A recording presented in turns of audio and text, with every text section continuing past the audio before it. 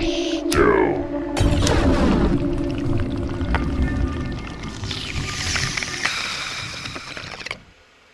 All right, and here we are for the Philosopher's Stoned, Segment 2, Episode 11 of the Average Canadian Thai Podcast.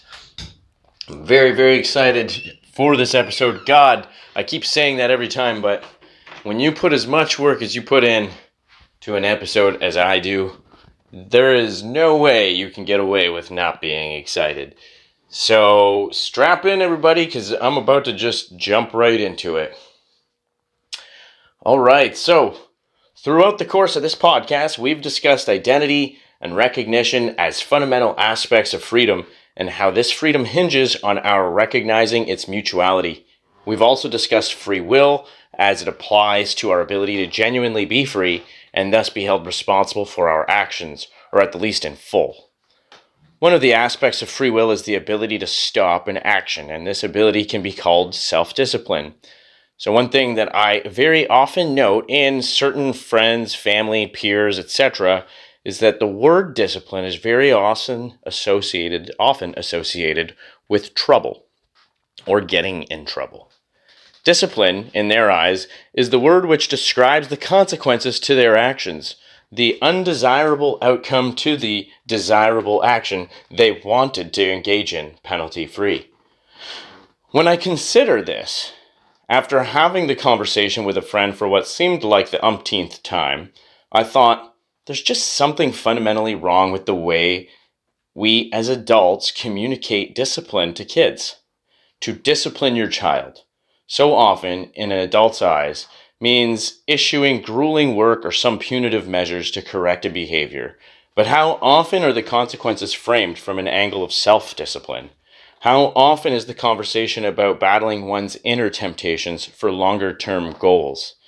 Or about maintaining personal health to be stronger and more athletic? Children often want to be strong or fast or smart.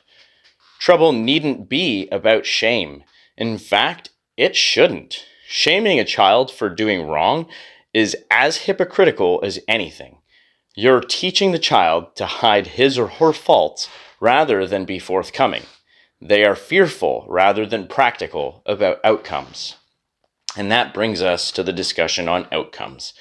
It's interesting to note that, as it pertains to test scoring, Canada's education system ranks among the highest in the world. However, we also have a population of millennials, frequently haunted by mental health and addiction issues, high rates of suicide, and all kinds of other statistics which don't go in our favor. And while there are a fair share of successful individuals with happy lives, careers, and families, there is a large share of people who struggle, and these people are having children, and those children are entering our schools. All of which prompted the Mental Health Commission of Canada to make this statement in 2017. The social and economic circumstances in which young people live have an impact on their ability to develop and maintain positive mental health. It is important to recognize that many of the risk factors for mental health problems, such as poverty, marginalization, and exposure to violence and trauma, are social and structural in nature. From improving mental health services for children and youth in Canada, Mental Health Commission of Canada, 2017. So how does such a rosy picture, painted by our scoring regime, which is the PISA scores that are submitted, Canada ranks very highly, have such a sad and disturbing underbelly? After all, you'd think such strong academic results would yield a society ripe with academic vigor, and yet it seems more and more that things like literacy, math, philosophy, etc. are falling to the wayside in developing young adults who find anything educational increasingly disinteresting. I might suggest one anecdotal possibility, but if it was corroborated on a more statistically significant basis, which I suspect it is, then it would certainly be a real cause. Teachers are increasingly pressured to give students passing grades despite their performance showing that it is undeserving. This acts as poor feedback to the child's needs, but acts as also a propellant to whichever board of directors who were responsible for the curriculum at the time. Moreover, it also helps with national esteem on an international basis, as Canada has scored high on the PISA, Program for International Student Assessment charts, since its inception. PISA, operated by the OECD, places an emphasis on academic rigor via standardized tests, and in this humble podcaster's opinion, acts as, at the least, an informal political pressure to ramp up standardized testing. Even the OECD admitted, quote, PISA data provide a useful benchmark of performance, but they can be oversimplified to generate rankings and simplistic interpretations, OECD. And yet, for some reason, standardized testing has only continued to ramp up. The Washington Post wrote in regards to PISA, "The obsession with test scores and rankings has demoralized educators, students, and parents, and has narrowed the curriculum, as schools devote more time and resources to tested subjects and less to the arts, history, civics, foreign languages, and physical education." Source: The Washington Post. Ravage: Why PISA scores matter less than we think. So if we know test scores matter less, then why do our education systems insist on pursuing this angle? Is it to encourage the fringe outliers who thrive in the environment? That hardly seems egalitarian. We recently had a school board strike in Ontario. Now, I have to say, as a person who sees many systems in our society as complementary, I am not entirely opposed to unions per se. I understand the value function that they present in society, and I advocate for that. However, there is a certain element of organizational self-preservation that comes out of the hyper-competitive environment we have for capital. As such, I am wary for unions to operate more in the interest of self-preservation than for the best interests in the average person.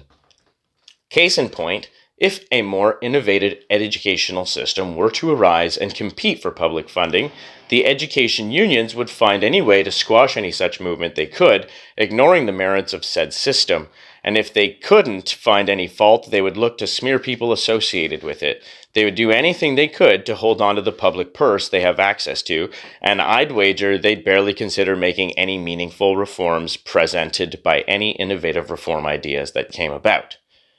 Case in point, one of the fears of school board unions was that conservatives wanted to set up a voucher system of a kind, whereby families could use the voucher to choose the school of their liking, rather than being limited to the public education system as is. Now, whether this was an actual policy is up for debate. I don't think that has been articulated. However, I'd love to have the option to put my kids in an education system with more proven records in helping children cope with life and producing more positive outcomes. Now, you might ask, what system produces more positive outcomes? What are you talking about? And to that question, I ask you to defer your curiosity, as I have more I want to talk about first.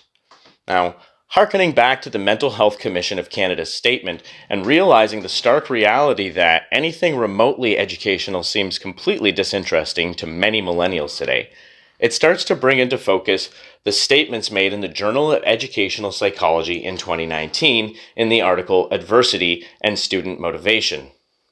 Results showed that childhood trauma was negatively related to academic motivation in all domains, and that the relationship was partially mediated by the perceived competence factor of academic self-concept. In conclusion, this study demonstrates the negative impact of childhood trauma on academic motivation, underscoring the need for trauma-informed practices in schools. The role of supportive teachers and adaptive classroom strategies. Holt, Mariano, Williford. And trauma, mental health, addiction, PTSD, ADHD, ODD, bipolar, borderline personality disorder, dark triad personalities, these are all issues our schools are maladapted to tackling. In fact, in many cases, this podcaster would argue that it can make things worse. Take, for instance, the trust a student has for a teacher. What length of time does this student have to generate any trust for a teacher as they mature? When they're a child, it's much easier to generate relationships with an adult role model, but as adverse childhood events pile up, and as personality quirks become instilled, the teacher in the classroom has a very short time to attempt to really connect with a student in a way that engages real learning. Memes which state things to the effect of, "Is it just me, or does it increasingly seem like the reason why some of us instinctively tuned out school was because we were tuning out the program?" They're tuning out the programming or however they want to phrase it. So creating a hindsight reflection which informs many future adults who read it and agree and even share, which invariably becomes an impression instilled on their children as well. And the number of people falling into these categories will only continue to grow as the population grows and expenses continue to pile up, taxes continue to be increased, and people increasingly turn to more toxic means to soothe their panic and stress. Schools need to be able to identify and respond to the needs of students who have experienced trauma. This requires specialized training for educators and support staff, as well as access to mental health services and other community resources. From Surviving to Thriving, a Transformative Learning Experience, Canadian Teachers Federation, 2017. But, again, before we delve into that, I have more I'd like to talk about. For myself, I had relatively decent early childhood. While there was some physical abuse in the household, we were always told what happens in the house stays in the house. We lived in low-income housing, but I would say personally, I lived a pretty insulated life. Going to school in Ottawa was interesting, especially since at the school I went to, it seemed we were a pretty pan-cultural place. I found myself with people of Polish descent, Yugoslavian, Zaire, El Salvador, the Philippines, Japanese, and more. Even in my low-income neighborhood, we had people of all sorts of descents. Heck, I even remember a Middle Eastern family moving into our neighborhood, and the brother and sister's names were Tyrone and Sapna, when my sister and I were Tyrone and Samantha, which was a pretty surreal experience to have, clones of us in the neighborhood. They weren't clones, obviously, but it was just so surreal to have people who had such virtually identical names be brother and sister just like us and in the same neighborhood. But interestingly, I had a very active mind. So as I discussed in my very first episode, I can remember reflecting on after death and the future and trying to silence my mind at a very young age. It's possible some of these thoughts were triggered by ushering away a book of my mom's friends had lent her one night, one that covered the subject of reincarnation. I had some skepticism about it as it defied what I had been taught in religion class in school. I felt a lot of anxiety about this as I went to school and felt I couldn't ask or talk about my thoughts. Moreover, my own personal thoughts began to extrapolate different thoughts and meanings. During my meditations, as I've come to call them now, I didn't know that I was doing it at the time, but I would try and silence my thoughts and equivocated this achieving of silence to what it might be like to feel after death. Why all of this is relevant is because much of the literature that comes regarding childhood resilience involves role models outside of the traditional parenting roles, recognizing and helping to cultivate the person inside, as well as other resource-based emotional interactions. For example, doing art, reading, learning with interest, etc. And these were things that I consumed voraciously and which I felt an emotional connection with. Resources are also positive factors that help youth overcome risk, but they are external to the individual. Resources include parental support, adult mentoring, or community organizations that promote positive youth development. The term resources emphasizes the social environmental influences on adolescent health and development, helps place resilience theory in a more ecological context, and moves away from conceptualizations of resilience as a static, individual trait. It also stresses that external resources can be a focus of change to help adolescents face risks and prevent negative outcomes. Adolescents growing up in poverty, for example, are at risk of a number of negative outcomes, including poor academic achievement and violent behavior. One approach to understanding why poverty results in negative outcomes is to focus on other deficits to which poverty may be related, such as limited community resources or a lack of parental monitoring. Researchers and practitioners working within a resilience framework recognize that, despite these risks, many adolescents growing up in poverty exhibit positive outcomes. These adolescents may possess any number of promotive factors, such as high levels of self-esteem or the presence of an adult mentor, which help them avoid the negative outcomes associated with poverty. Using assets or resources to overcome risks demonstrates resilience as a process. Researchers have also described resilience as an outcome when they identify as resilient an adolescent who has successfully overcome exposure to a risk. Adolescent Resilience, a Framework for Understanding Healthy Development in the Face of Risk, Stevenson Fergus and Mark A. Zimmerman. In my life, most of my mentoring came from literature and some interesting moments from aunts or uncles or various cousins and the occasional teacher. Regardless, the fact remains I had a huge amount of deep thought happening in my skull, and not a single adult around me knew about it. Nor could they even gain my trust enough to entice me to volunteer it. I was in a Catholic school, and so, despite having science class, which I apprehended well enough, the religious aspects of what we were taught instilled in me a fear to discuss my thoughts. And my parents sharing this belief set with the school lent to my sequestering these thoughts there too. What didn't help was having new teachers every year, and I think that the system of having new teachers for students every year is one of the weakest points of our education system. Among the 7 crucial C's identified in Ginsberg and Jablow in 2015 is connection, defined as close ties to family, friends, school, and community. Many children lack family in the first place, owing to generational trauma, etc.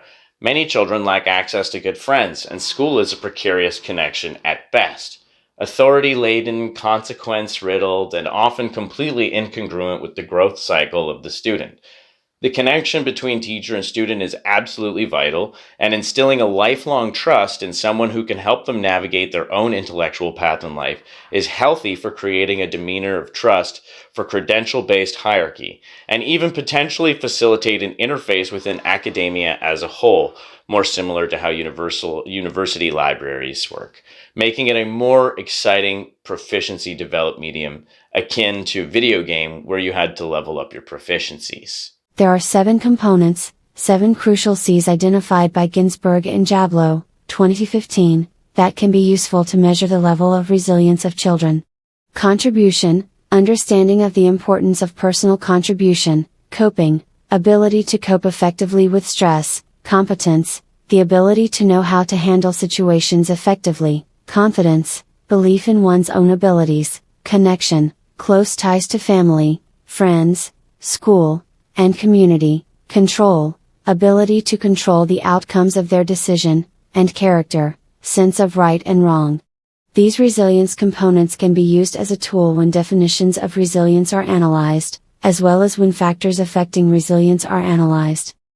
Resilience in Young Children at Risk: A Systematic Literature Review on the Studies Conducted to Date and Their Outcomes p.2. Now, the 7 C's were studied to outline contributing factors to children's resilience, especially in children who suffered from adverse childhood experiences.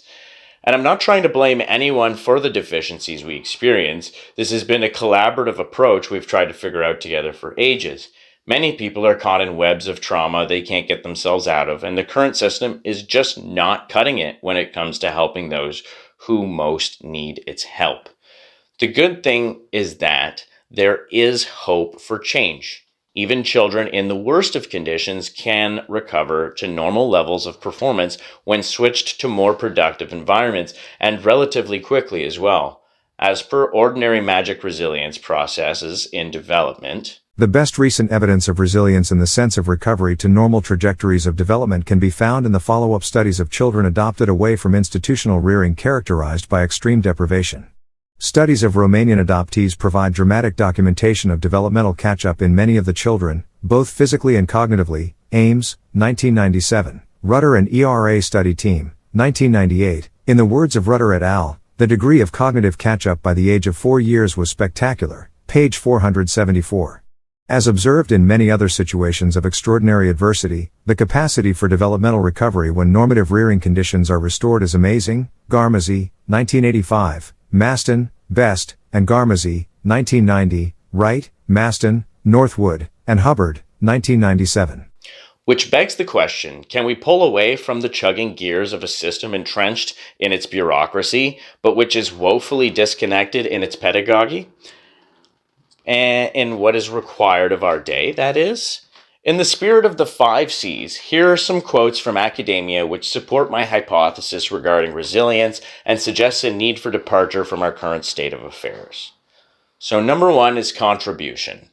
Do away with standardized tests at an earlier age. Introduce them later in development as a means for personal improvement rather than comparative. We need to move away from standardization, one size fits all, and conforming to international norms. Instead, we should celebrate diversity, individual talents, and personal passions. Yang Zhao, Ed Surge, PISA Results 2018, What They Mean and Why They Matter. There are a slurry of differing sorts of intelligences and proficiencies. Overall, well-rounded education is above all the goal, but commencing with focus on praise for what a person is capable of contributing is vital in developing self-esteem and confidence. This, in turn, can yield into better teaching opportunities if harnessed correctly. If we are to achieve a richer culture, we must weave one in which each diverse human gift will find a fitting place. We must have pluralistic thought, a system of thought that recognizes the diversity of human potential and the validity of many different kinds of intellectual achievement. Gardner, 1983, page 16. One often studied approach is the portfolio-based evaluation scheme, which is more of a performance-based assessment. It provides a more in-depth view of what a student is capable of than a standardized test, though, in terms of raw data, it is less quantifiable, which is an oft-cited criticism against the approach.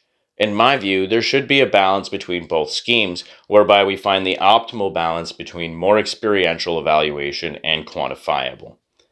In my view, the quantifiable data becomes more valid later in a student's academic career, when the locus of control has been established, the sense of personal comfort, when standardized testing can be looked at more in the light of that extra grind to self-improvement, rather than the sort of life-changing grading system we currently use. The portfolio is an instrument that can help to democratize education and that can enable students to play a more active role in their own learning.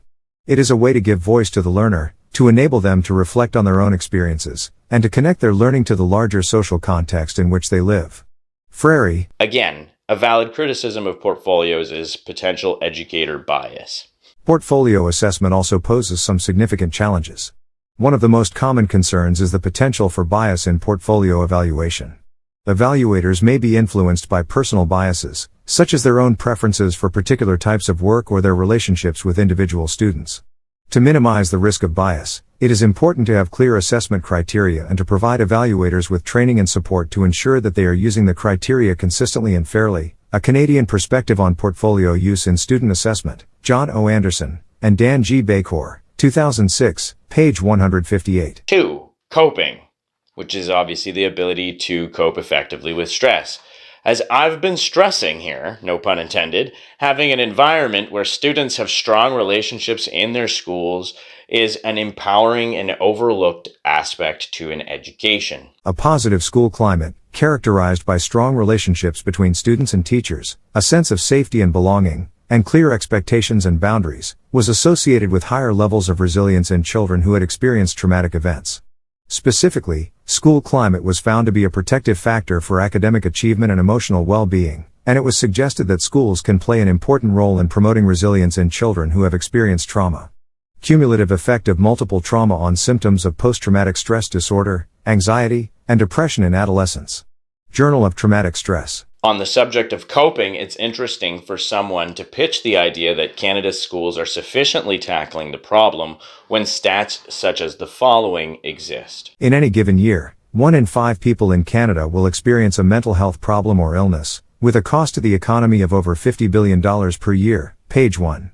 Depression is among the most common mental illnesses, with approximately 8% of adults experiencing a major depressive episode in any given year, page 2. Suicide accounts for 24% of all deaths among 15 to 24-year-olds and is the second leading cause of death for that age group, page 4. While mental illness affects people of all ages, young people aged 15 to 24 are more likely to experience mental illness than any other age group, page 5. People living in poverty, Indigenous peoples, and members of the LGBTQ2S+ community are more likely to experience mental health problems than the general population, page 6. Mental health and well-being in Canada. 2020. In 2018, 19.1% of Canadians aged 15 years and older, about 6.7 million people, reported having a mental or substance use disorder in the previous 12 months. In 2018, an estimated 3.7 million Canadians aged 15 years and older, 10.6%, reported that their needs for mental health care were unmet. Canadian Community Health Survey, 2018. In 2017, 3.8 million Canadians aged 15 years and older reported that they had a mental or emotional condition that had lasted or was expected to last 6 months or more. About 1 in 10 Canadians aged 15 years and older with a mental or emotional condition had a major depressive episode in the past year. 11%, Canadian Survey on Disability, 2017. It's very clear that young people are having trouble coping, and that the approach being taken by education systems in the name of academic achievement, while it provably hinders a broader and more pronounced academic success overall, is more about maintaining a status quo than anything. And I get why the milkman wanted to keep his job, but more efficient things come up. 3. Competence. Focusing on the elements a particular student is strong in to build their self-confidence and use it to create a bridge to other subjects would be one way to enhance approaches which embrace more experiential educations. Performance-based assessments, including portfolios, can provide a more comprehensive view of what students know and can do than standardized tests.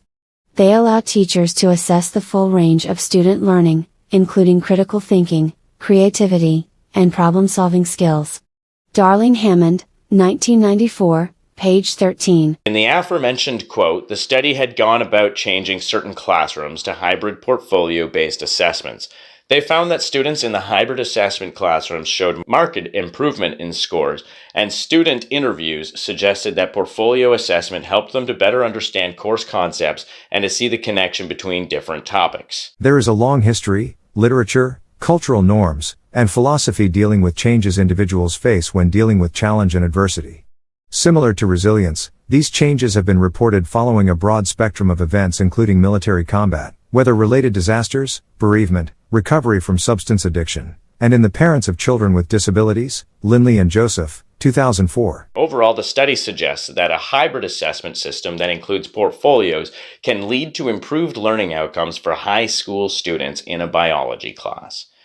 More experiential education that involves living the process, like a physical activity game that demonstrates multiplication, so that when you ask a multiplication question, the game is easily discernible in their mind and they can easily recall the information as they have an emotional memory attached to it. This sort of education could go a long way to helping young people who haven't figured out their emotions quite yet cope with the traumas they are going through.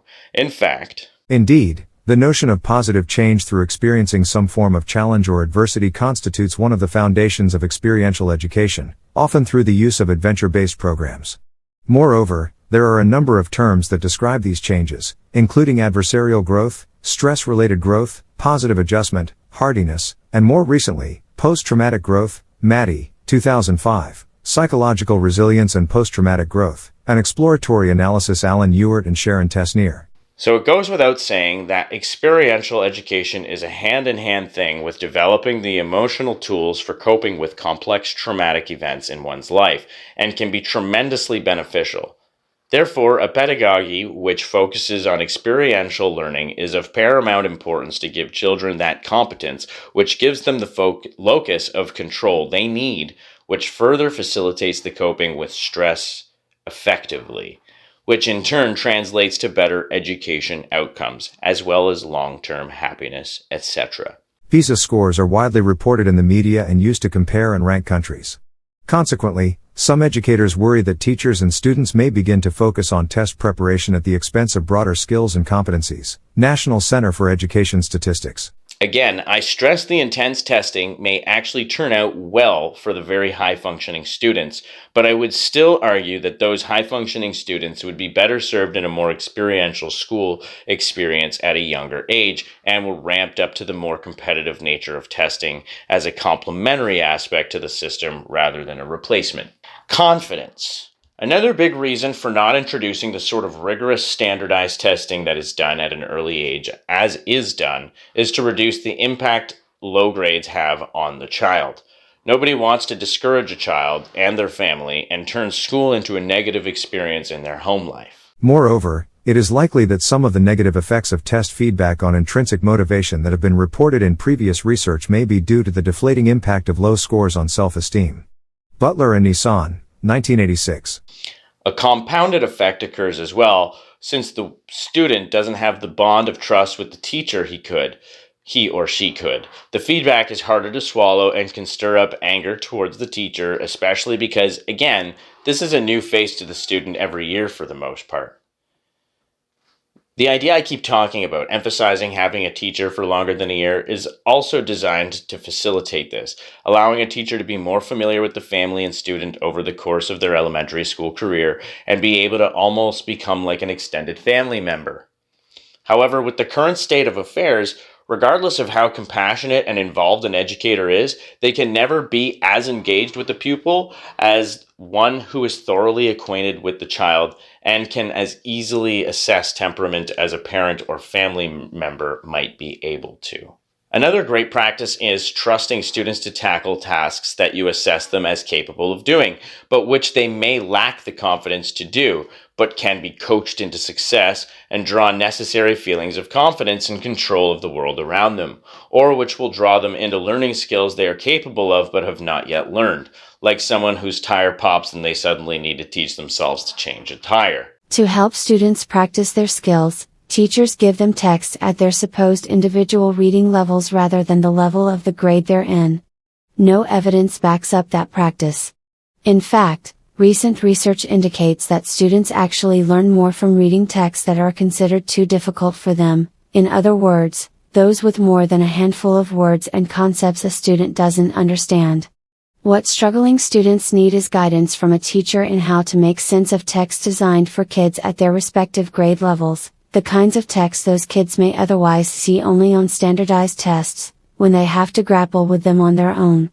Timothy Shanahan, an emeritus professor at the University of Illinois, Why American Students Haven't Gotten Better at Reading in 20 Years, The Atlantic. In general, experiential education has been shown to go a long way towards self-confidence and feeling engaged in education. 7 studies examine the effect of experiential learning programs on graduation outcomes. All report positive outcomes in terms of lowering the risk of student dropout. The impact of experiential learning programs on student success, Canadian Council on Learning, May 7, 2009. Connection. Defined as close ties to family, friends, community, school, etc., it gives a category to the notion I keep impressing, that the relationships between students and their teachers are fundamental. It's for this reason that I also suggest having special teachers who stay with the students for particular subjects like math, science, geography, etc., so that students can learn to have a trusted partner when the questions they have are beyond the minds of their parents. It also gives the parents someone to defer to as well in order to keep up with the growth of their child's mind. This connection creates a continuum in the child's formative knowledge growth where they learn to associate proficiency and appraise who they are talking to and for what reason. Moreover, when we consider the status quo, the obsession with test scores, the rote memorization has become a sinkhole for students and often teacher interest. The obsession with test scores and rankings has demoralized educators, students, and parents, and has narrowed the curriculum, as schools devote more time and resources to tested subjects and less to the arts, history, civics, foreign languages, and physical education. Source: The Washington Post, Ravage, Why PISA Scores Matter Less Than We Think. Which only serves to further undermine the already abysmal relationship between student and teacher. People sometimes mistake a kind of casual familiarity and friendliness for the promotion of really deep relationships that are about a child's potential, their interests, their strengths, and weaknesses, said Mary Helen Imardino Yang, a cognitive neuroscientist at the University of Southern California who studies the effects of emotions and mindsets on learning. A lot of teachers have really strong abilities to engage socially with the students, but then it's not enough, she said. You have to go much deeper than that and actually start to engage with students around their curiosity, their interests, their habits of mind through understanding and approaching material to really be an effective teacher. Why Teacher-Student Relationships Matter, edweek.org. And this goes along with everything we've been saying here. The cognitive neuroscience suggests that teachers need to engage students on a more emotional level in order to engage their developing brains.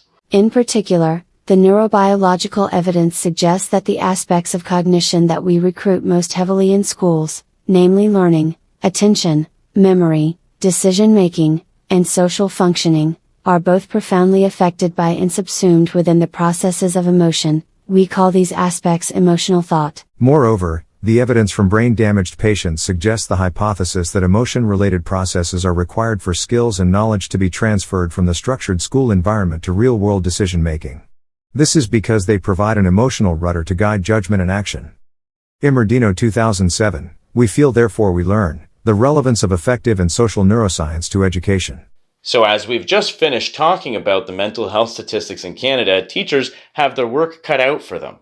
But it isn't just the classroom teachers who are in need of work. It's the boardroom members, those who adjudicate funds and contracts, and there needs to be difficult decisions made to right a ship that is trudging along, perhaps not in the wrong direction, but maybe our trajectory is just a few notches off. And over the course of time, that minor aberration will turn into a very large difference in where we meant to go.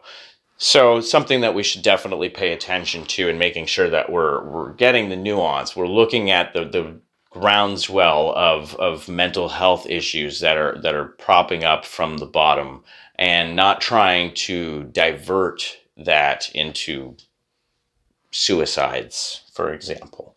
Character. That's the next one. It's most especially important to develop a child's sense of character. It's always been a natural tendency of mine. When I see a young kid exhibit some interest, whether they're particularly good at it or not, to encourage the interest. And I would often comment to the parent, hey, the next big acrobat it looks like, or, the next Indiana Jones explorer, if the child was prone to wandering. More or less, I was trying to put a positive spin on ostensibly harmless behaviors which often get scolded out of children. More often than not, the reason for the scolding is a result of being an adult and being conscientious about the world.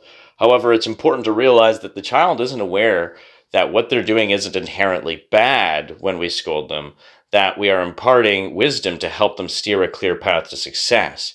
As I mentioned earlier, so many people, even adults, misunderstand the word discipline to mean trouble you get in for being bad.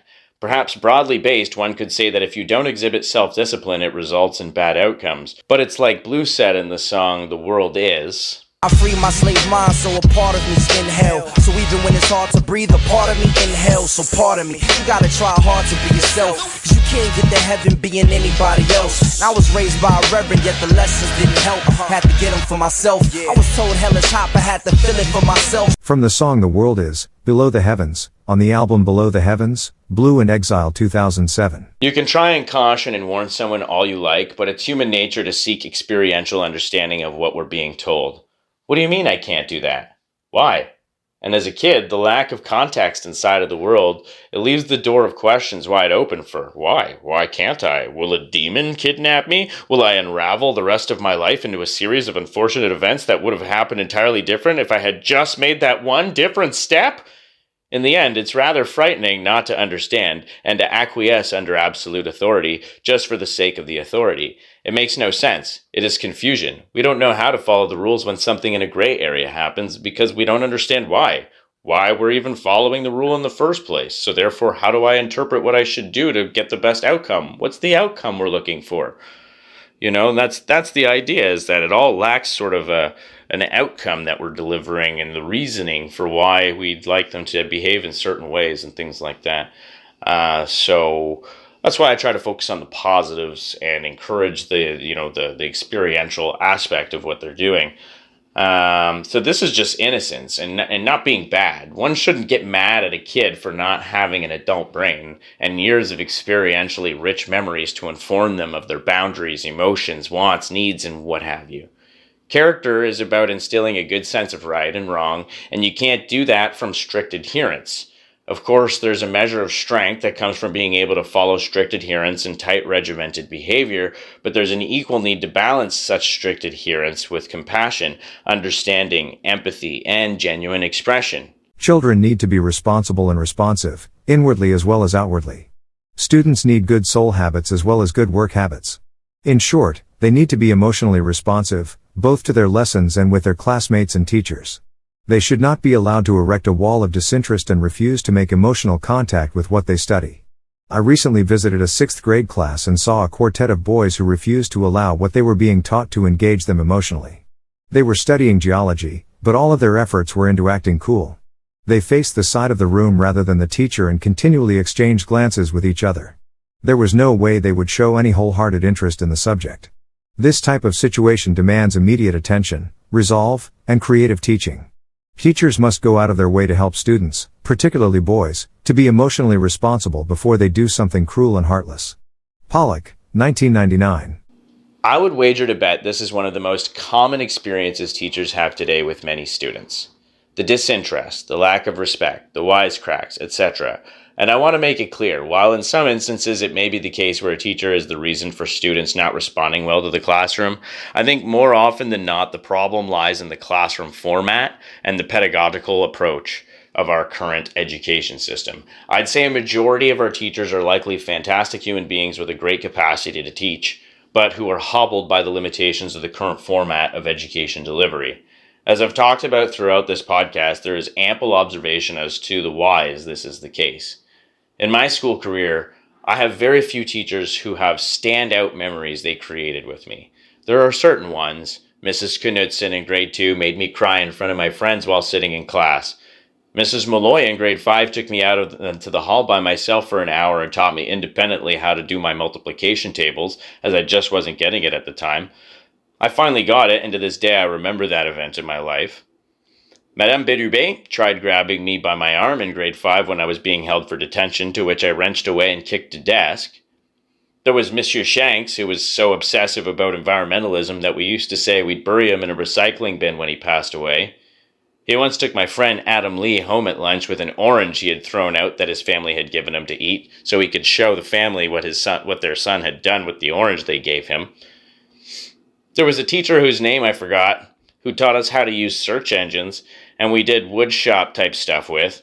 He came from the University of Ottawa, I'm pretty sure, but I remember really enjoying the internet stuff, to the point once I got in trouble for going in there to research things on the internet when I went to the bathroom, and lied when I was caught telling him my teacher had permitted me to be there. I definitely got in trouble for that. Now, I'm focusing on my elementary school career right now, so if any of my high school teachers are listening to this and get offended and I didn't mention you, there's a handful of you I would mention, by the way. If I'm being honest, Ms. Disabato, Mr. Herjavec, Mr. Ciccarelli, Mr. Chisholm, and Mr. Carrier, I guess, and Madame Bonneville. Mrs. McQuaig was pretty cool, too. Mrs. Baker. They were all pretty cool people, and all of them were very particular to subject matter, which we haven't really touched base on high school education yet, which is not something I really touch too much on in this particular podcast. However, there are definitely thoughts on high school that I have beyond what we're talking about here. But in any case, Mrs. Westwick, though, she's the one that stands out as the one teacher in my life who impacted me in such a profound way that it honestly could be said to have changed the entire trajectory of my life. This was a woman who caught on to the fact that I was a strong reader. And guys, to impress upon you the level she affected my life, I actually sort of experienced melancholy tears in response to writing this, and recommended that I read this book called Martin the Warrior. It was a book by a Canadian author named Brian Jacques, and I devoured it. This led to my family getting me more books to encourage my reading, and I'd be allowed to stay up an extra hour before sleep if I was reading. So every night I'd go to my room and read for an hour. I read Goosebumps, I read Animorphs, books about alien abductions, cyber hackers, alternate dimensions, a book called Under the Blood Red Sun, which was a book about Japanese immigrants' experience moving to Canada. I mean, I can't stress how much different content I read as a kid. I devoured books. And it wasn't just Mrs. Westwick's recognizing my talents and suggesting it to me. No, that wasn't enough. To start, you should know she was not supposed to ever have even been my teacher in my life. My grade 4 teacher, Mrs. Shanahan, had been pregnant and thus had to go on maternity leave. Mrs. Westwick was her replacement. Now, I will never forget the day we met Mrs. Westwick, and I'll never forget how much of an absolute blast, actually, she even was when we were getting in trouble. I mean, this was a woman with big, square, thick-rimmed glasses, the kind with the extra strong lenses so it makes their eyes look a little bigger. She was tall and somewhat lanky, and she used that to her advantage as she'd exaggerate her movements in theatrical style to play up a part she was playing to make the lesson more interesting. I can remember her impression of how she turned into a big, bad goblin when she got mad if we were misbehaving. But as long as we were good, she was the coolest person in the world, and no goblin would come out. super rad. I mean, the trust level was just there from this super engaging attitude she presented in the class. So when she came to you and said, "Hey, you're really good at that," it was like, wow, this really matters. It's almost like the same impression an adult would have for a celebrity. She just achieved that sort of, oh wow, this person has magic impression on us. I honestly felt that every single one of my fellow elementary classmates would likely agree. And indeed, a few have in my adult years of reaching out. To this day, I wonder if she's still alive, if I'm being honest. I'd love to write a letter to her. In any case, this is exactly what I mean by the impact of a full and enriching relationship with a teacher. While a teacher may spend up to 1,000 hours with a particular student in a year, this is in a class of 20 to 30, and if you don't start on a good foot, there isn't a ton of time to repair the relationship, at the least not at the cost of some of the rest of the classroom. Now, this is where I get into discussing sort of this solution. As I said before, defer your curiosity. And so the solutions I suggest come from, or are at least sourced from, a particular pedagogy called Waldorf. And it's an interesting one. So I spent a significant part of my life considering whether or not I believed in God. So this is just to tell you exactly kind of how I discovered Waldorf. But at a time I had decided alongside my older cousin Owen that I only believed in myself and thus was an atheist, as it was the only thing we could confirm as real. I suspected this came from the notion put forth by Descartes that's so often quoted, I think, therefore I am. But after a period of time, there were a number of synchronous moments in my life that led to me affirming a faith in a higher order of affairs, something Wood could call divine.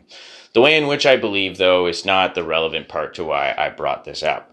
One common thought I came to was that if deity exists, then it was hard to believe that the same deity that was responsible for the cascade of physical events which constructed life would then witness the human lives grow in socio-cultural isolation and express a belief in some higher entity in unique and colorful ways, and then find disgust in all of them but one.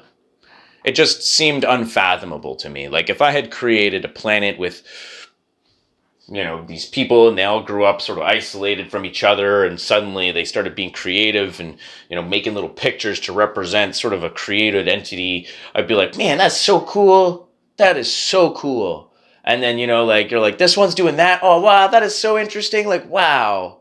And then next thing you know, they meet, you're like, okay, let's see what happens. This could be cool. They could put it together. We're like, what's going to happen? And then they start killing each other. And you're like, no, what? Why?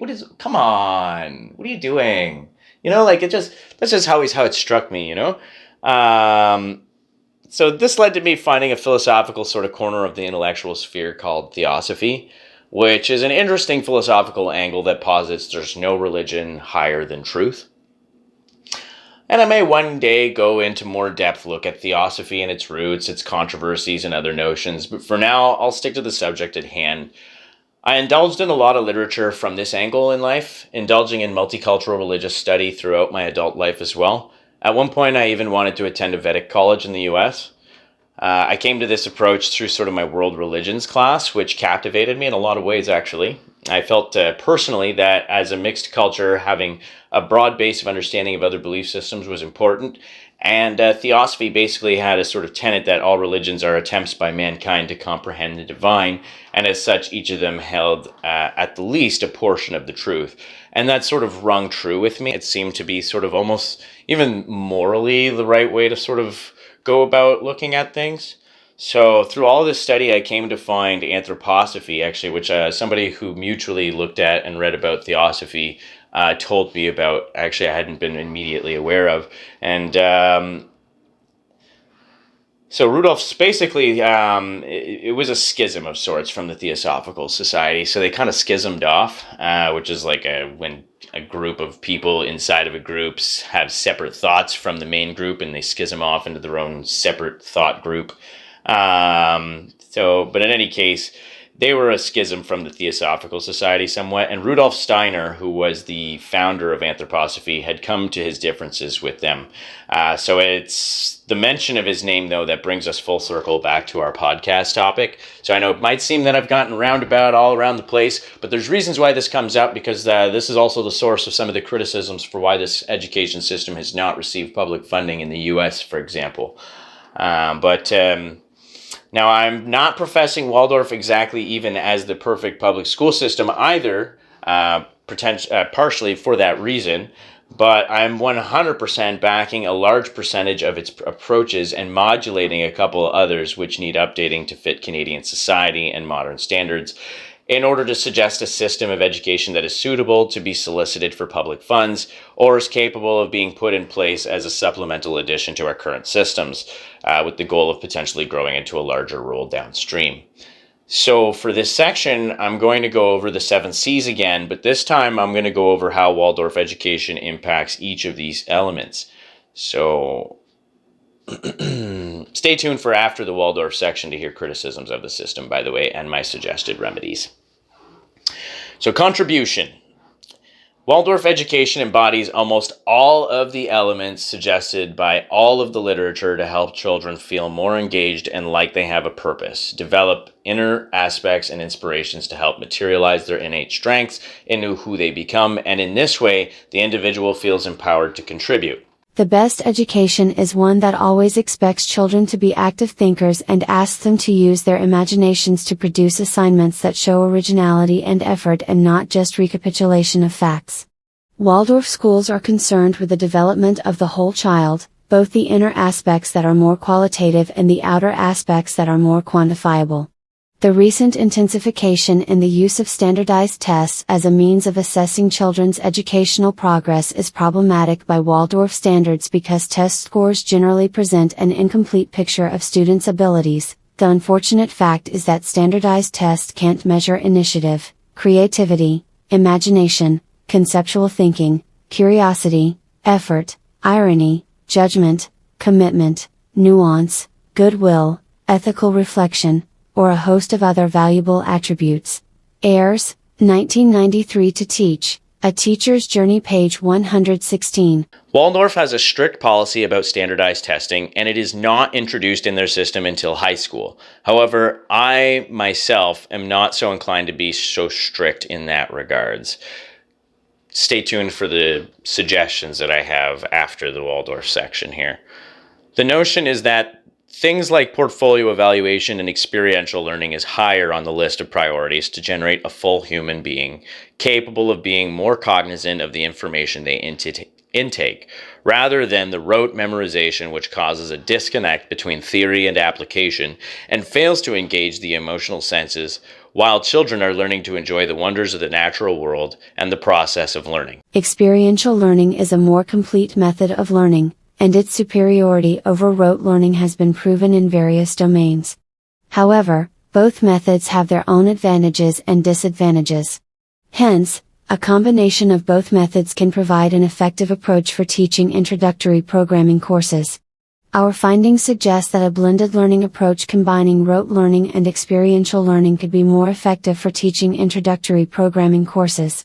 Prasad and Vihayaram, 2019, Experiential Learning versus Rote Learning, a comparative study of 2 teaching methods in an introductory programming course, page 8. Coping.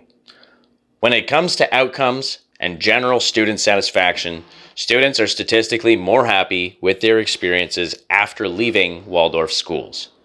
Even in areas which have provided for people in poverty, etc., to have access to Waldorf education, thus enabling vulnerable populations to explore the healing properties of the education, students have come out with above-average success and happiness rates. Many participants identified Waldorf's focus on experiential learning and art education as a key factor in their recovery process. They described the creative process as therapeutic, and credited Waldorf's art and music curriculum with providing them with an outlet for self-expression and emotional healing. The Waldorf approach to addiction and trauma recovery, a qualitative study of adult Waldorf alumni. The sense of belonging, emotional connection, and sense of engagement that happens in typical Waldorf class day is a boon for children who thirst for such nurturing and engaging environments. The Waldorf model has been shown to be very effective in providing quality education for low-income students. For example, an urban public school in Milwaukee in the mid-1990s transitioned from traditional classrooms to Waldorf-based instruction. The school saw a dramatic improvement in classroom management and academic performance. Ethnographers who studied the school found that suspensions dropped to 0%, attendance increased to 92%, and over a period of 3 years, there was a 37% increase in students performing above grade level. Additionally, students were observed to be more cooperative with each other and with their teachers. McDermott et al., 1996, page 135. Waldorf education system actually makes kids want to come to school, which invariably is the bar we should be aiming for. Not whether marks are good, but how engaged our students are with the content. How is the aspect of education in kids' lives acting as a coping mechanism for their life traumas and stresses? Competence. Transitions to Waldorf education also see increase in child competence almost immediately. There is no wait time to see them suddenly start to perform better. This increase in competence can be attributed to the holistic nature of the education they are getting. All of these behavioral and academic improvements occurred during the transitional period between a traditional classroom and a Waldorf one, meaning that improvements will be seen almost immediately instead of over a period of several years. High-need students like English language learners, low-income students, or special needs students have been found to perform well under the Waldorf method among different cultures. Tyler J. Curry Masters Theses Benefits of the Waldorf Educational Model on Students' Academics, 2020. And it has been shown that people of all sorts of backgrounds and cultural environments that aren't entirely familiar still thrive in this system. In my view, with the current influx of refugees, this presents an attractive notion to help individuals who are vulnerable in many capacities come together and find a place to connect and create a set of mutual cultural ties through education. Confidence. As was discussed earlier, confidence is majorly impacted by standardized test scores, especially at an early age, and as been shown here, there is ample evidence to show that a more experiential learning experience can lead to better confidence with source material. Therefore, Waldorf's approach with standardized testing is more preferable than what the current government's school format presents. However, I'd personally introduce standardized testing around grade 5 myself, but in a score-yourself capacity, which also has research which supports its being productive to education outcomes. However, I would only recommend this method for the first couple of years of marking and gradually phase it out entirely, unless being used as a strategy to tackle particular classroom troubles or to invoke particular anticipated outcomes. Either way, the idea is to gradually introduce standardized testing and do it in a way where its experientially learned process is structured, and the way which teachers and subject advisors are seen as role models in the learning process of that particular subject. It can be framed in such a way where it emulates the addictive aspects of video game achievement levels, invoking an aspect of personal development by introducing marking as a numbers game you can play to evaluate yourself in various domains. In vulnerable populations, encouraging self-confidence and making school the place which instills this self-esteem presents an attractive set of possible outcomes. First of all, leads to transcending generational trauma in many ways, second of all, and it creates a generational impression that school is a place you can go to feel good, third of all, and where you can get rewarding experiences rather than a sterile place of disinterest. Connection. A big part of what we talked about throughout this podcast has been the level of connection students feel with the education they're getting, and the role teacher continuity plays in that process. To that end, I have continuously stressed that getting a new teacher every year is a tragic comedy of sorts. There are certainly merits to the argument, dispersing personality styles throughout the child's life or other such notions, but this is not lost on the child who is being taught the world in a more experiential way. In fact, students who switched to Waldorf schools found that perhaps most notable were the number of participants who felt that the Waldorf approach had provided them with a sense of community and belonging, which had been lacking in their lives before entering treatment. This was particularly true for those who had experienced trauma or felt isolated from their families and communities. The Waldorf approach to substance use disorder treatment and recovery, an exploratory study.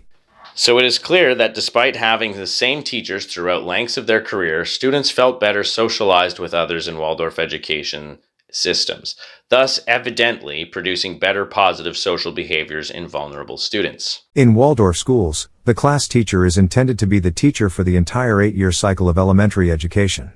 Why is this? It is because the relationship between the teacher and the student is the single most important factor in the education of the child. When a teacher can observe a child over an extended period, When the teacher has a profound understanding of the child's strengths and weaknesses, when the teacher is attuned to the child's learning style and can adjust the lesson to the child's needs, then learning is most effective. In a Waldorf school, the teacher is expected to become intimately acquainted with the child's family and to build a close working relationship with the parents. This helps the teacher to better understand the child and to develop a learning environment that is appropriate for the child's needs. Petrash, J. 2002.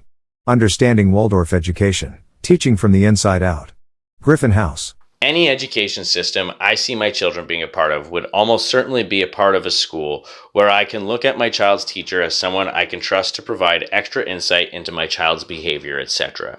And the pronouncements of someone who has only known my son or daughter 6 months aren't going to cut it, hypothetically speaking, since I have no kids of my own yet. However, I can imagine that this is the source of much chagrin between many a parent and teacher who don't see eye to eye on how best to incorporate and cooperate their rearing schedule in the student and child. Character. And by rounding out all these bases, we instill in a student a unique sense of character and a joie de vivre that can't be replaced by technology or meager displays of shock and awe on cell phone screens. Sure, it can serve as a supplemental laugh with friends, but the rich experiential aspects of their upbringing have drawn them into the experiences that make those shock and awe moments so viral in the first place. They become fully engaged humans, the type of humans people who go to government schools like to watch on social media. And they do it in holistic ways that help communities thrive, that uplift those they come in contact with, and just all around, according to all statistics I've seen, it leads to better outcomes. Children need to be responsible and responsive, inwardly as well as outwardly. Students need good soul habits as well as good work habits. In short, they need to be emotionally responsive, both to their lessons and with their classmates and teachers. They should not be allowed to erect a wall of disinterest and refuse to make emotional contact with what they study. Students begin their education with their feelings melded with what they do. During their time in school, their feelings must merge with what they think. When feelings connect strongly with ideas, idealism is born. Engendering thinking that is warm, vital, and creative is an important goal of a Waldorf education. Jack Petrash, Understanding Waldorf Education. Teaching from the Inside Out. p. 14-15. Now, positives and negatives. There has been criticism in the past for Waldorf schools in the U.S. getting access to public funding. The criticism centered around Rudolf Steiner's foundation in anthroposophy and that it was a non-secular school and so it was precluded from government funding. Rudolf Steiner himself admitted that anthroposophy is a somewhat pseudo-religious idea. The philosophy itself is actually relatively secular in that it teaches much of what I stated earlier, that all religions have a place in the mosaic, etc., and professes a somewhat pantheistic vision of science in terms of science being facts of spirituality. In my opinion, the notion and philosophy of it is sound. However, I can 100% understand the criticisms of those who look at the fundamentals of separating church and state, etc. In Canada, we fund Catholic school boards, so that secular line isn't quite clear, but it is clear that only the public and Roman Catholic, French and English school boards get funding.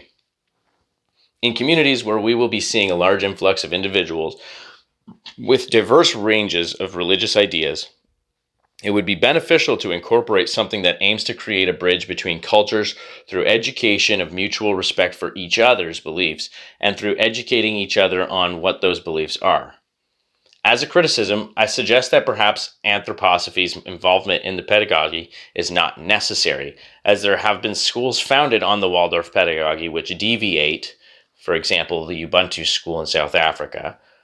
I would suggest that a less dogmatic, though anthroposophy is not dogmatic to a high degree, view be incorporated, and that courses on panculturalism be a part of the school's design, which parents can have the option to exclude their child from.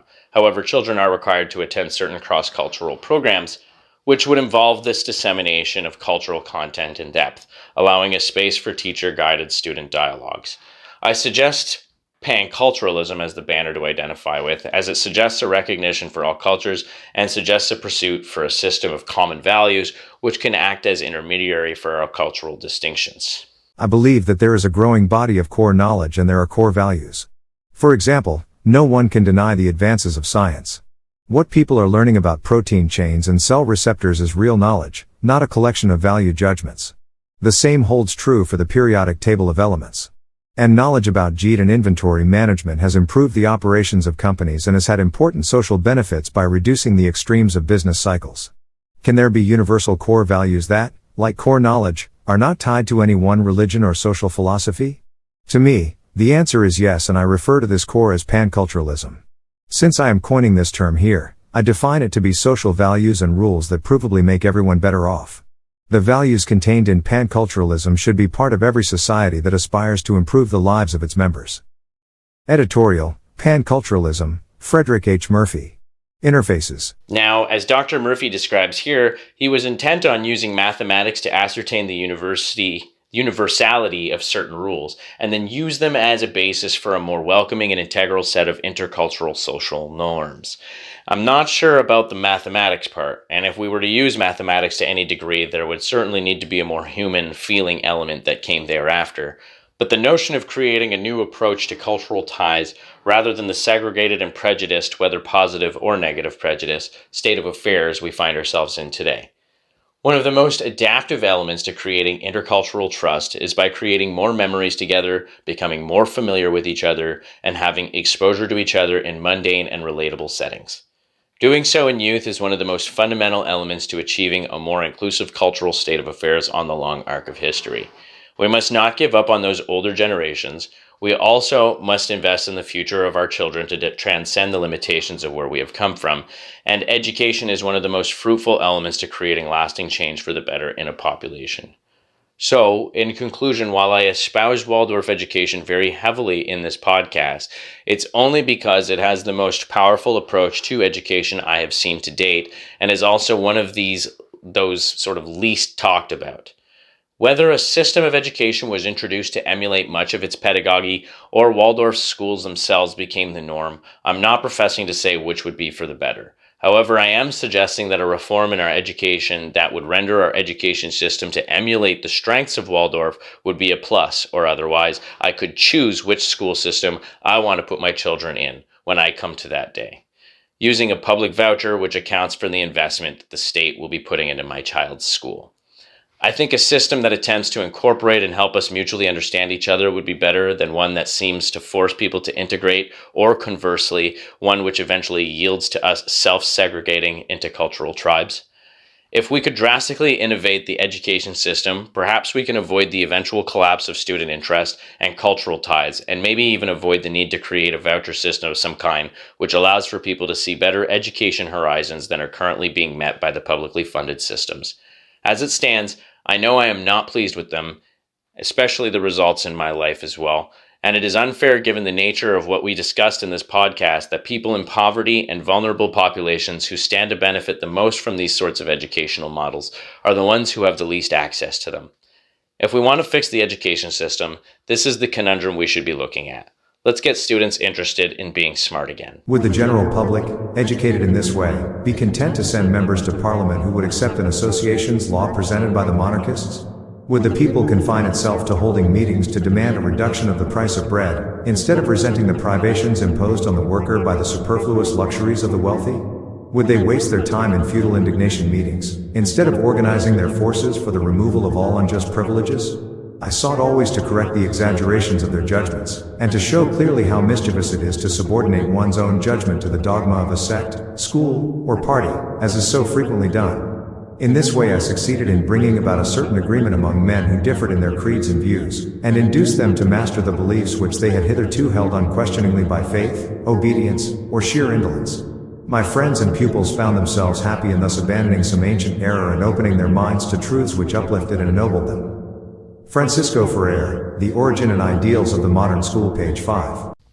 So thanks again for tuning in to the Philosopher's Stoned. This turned out to be an hour-long episode. I knew it was going to be about this long. I wasn't sure how long it was going to be, but the script aspect of it all is done. I didn't have time to incorporate any social cluster schmucks or meme attacks or any of that kinds of stuff this radio show, because I really went topical on this one. And I hope you guys really enjoyed it, because it was a lot of work. It was a lot of work, a lot of research, a lot of reading, and a lot of staying up late and putting it all together. And honestly, I enjoyed putting it together, and there's still more that I could say on the subject. There's like a lot that I could say, but obviously I have to keep things within a certain time frame and be able to get out sort of supporting arguments along with a little bit of more personable sort of aspects of everything all together in one package. And I think sort of formulaically, the way I went through it was nice, just pointing out all of the things that are wrong, and then going through all of the things that are sort of suggested to resolve the things that are wrong, and then presenting a pedagogy that exists that does all of the things that are suggested to do right perfectly. The interesting thing is that Waldorf has had the founder of Porsche in 1963 went to a Waldorf school. Harrison Ford put his kids in. Royalty and different CEOs and stuff of different companies in the Fortune 500 in the US put their kids into Waldorf education schools. So there is strong merit to the educational style. And when we want to talk about the disparity in class and in between wealth classes, when you consider the access to education side of things, that is a big part of it. And not only access to education, but also social circle and who one associates with.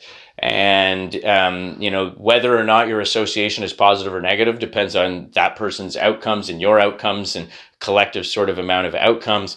And when you're a part of a school system, which generally speaking produces positive outcomes, you're creating sort of this positive feedback in your community, which ends up sort of sequestering to your group of people. And when there is no public access to this sort of education, you're creating a disparity in access to education. And when it comes down to it, this system of education is provably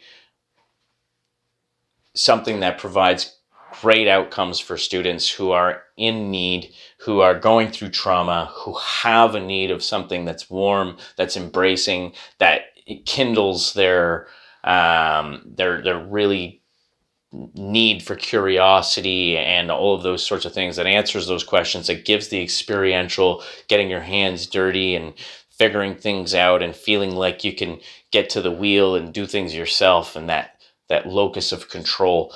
And that's something that our education system really, really lacks. Like I said before, there are certain teachers who stand out and are able to make a mark in the short time that they have. And those teachers, I give massive kudos to them for being able to pull that off. But I think that for sure, that most teachers could have way more impactful presences in their classroom if they were empowered by the education system better, and if they had better access to resources. That is one thing that you hear from teachers all the time, but it's not just access to resources, it's also the framework of which you have those resources to use in. But in any case, I really appreciate you guys listening, and you guys have a good rest of your day. It was a slice.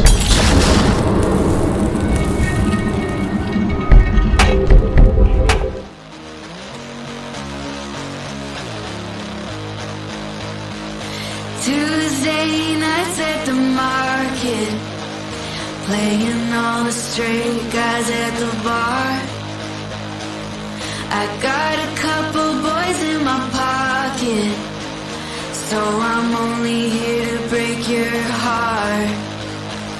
Don't come crying to me, I like drinking for free. You don't have to tell me how to behave, I'm in my fuck around